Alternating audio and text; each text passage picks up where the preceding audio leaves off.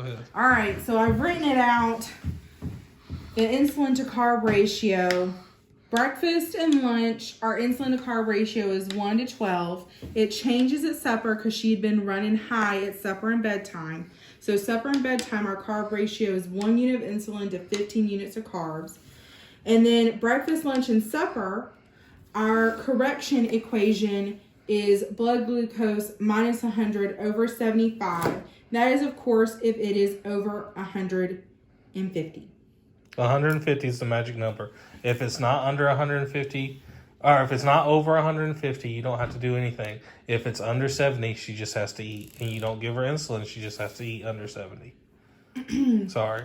And I can't talk. now, if it's real low, you should check her blood sugar again. But at any rate, now, at bedtime, the equation correction changes from blood glucose to blood glucose minus 150 divided by 75. You check her blood glucose, I can't get it out, at 2 a.m. And then long lasting, you give 12 units always. That's not going to change. And you give that at bedtime. So her bedtime tonight is 10 p.m. So 10 to 11 p.m. is fine. And the long lasting, it metabolizes slower. So the rapid metabolizes fast, this metabolizes slow. And the 2 a.m. check is to make sure that this long lasting is working as it's meant to work. That is what that check is for. But 150 is your magic number when it comes to being too high, and 70 is your magic number when it's too low. And if it's too low, she eats. If it's over 150, she has insulin. She has a correction. But you just check at these times. You don't have to check her unless it's low. Then you want to check it, an hour later, 2 hours later, 15 minutes 15 later. No, baby, because it's not low that often. And if it's over 300, did you leave them? I did not leave ketone test strips. I don't see it being that high unless something real bad wrong happens. But it could. Well, X-nay on it being too high. Hopefully it's not. Although it got pretty close tonight. It was 240. She said. Yeah. But I didn't want to be mean, but her body is not going to naturally produce insulin. So if it's ever over 150, she has to have a shot because it's not going to adjust itself because her body just simply is not doing that anymore, which is weird how that is, but that's what it is. And like I said, if you have any questions, call us. We're not, trying to be mean or overbearing or anything like that.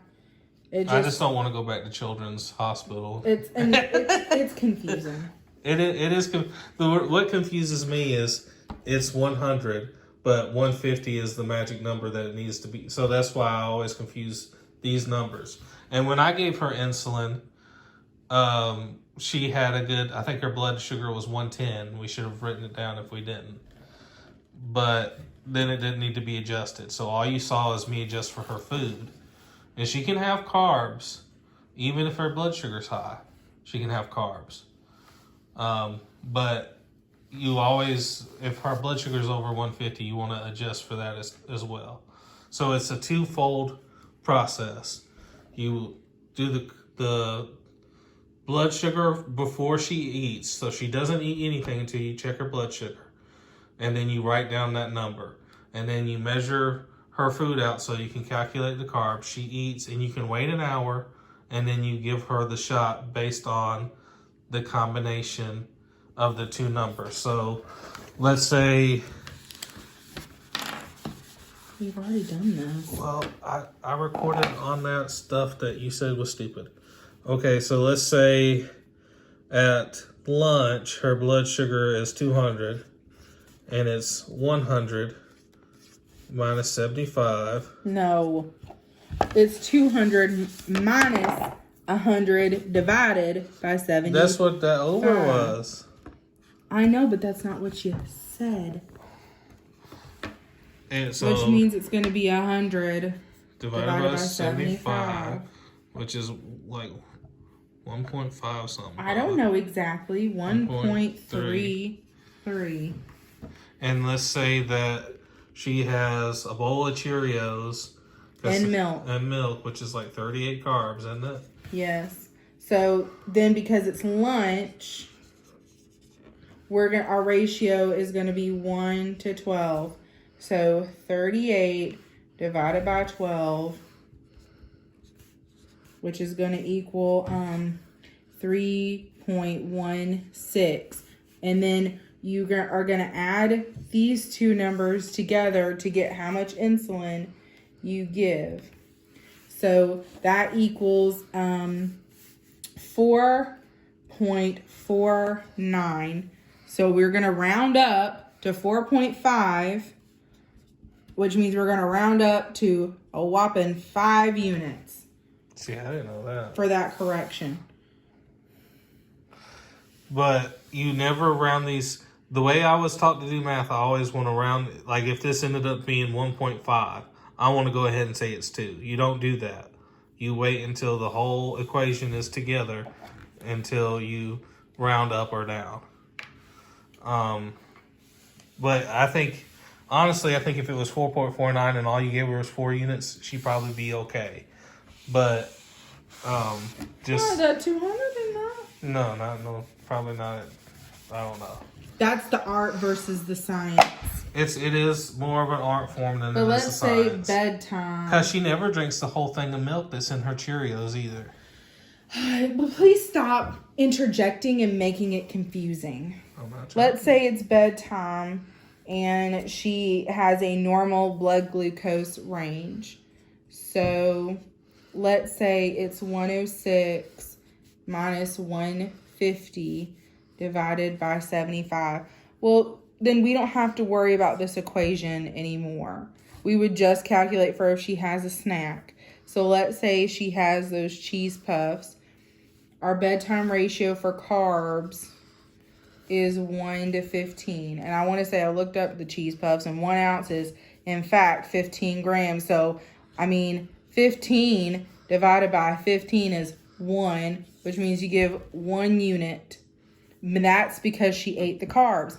Now, if it's the other way around and she eats one of those Carb Master yogurts, well, we don't correct for her food. But let's say her blood glucose was 206. Well, we got to correct for that. So 206 minus 150, 56, divided by 75, which is going to equal, we'll write it down here, 0.74. Well, we're going to round that up to 1 unit. So I hope that makes sense. I feel like I sound like such a jerk. Well, I'm not trying to. but if, let's say, she doesn't, all she wants is that Carb Smart yogurt and her blood sugar's in normal range, then she might not even need a shot at all. She might not need a shot, but if she gets hungry later, let's say you give her breakfast at 9, she eats a Carb Master yogurt.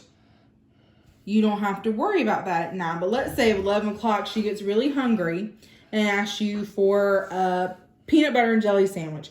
I don't know how many carbs are in your bread, but I'll do it with mine.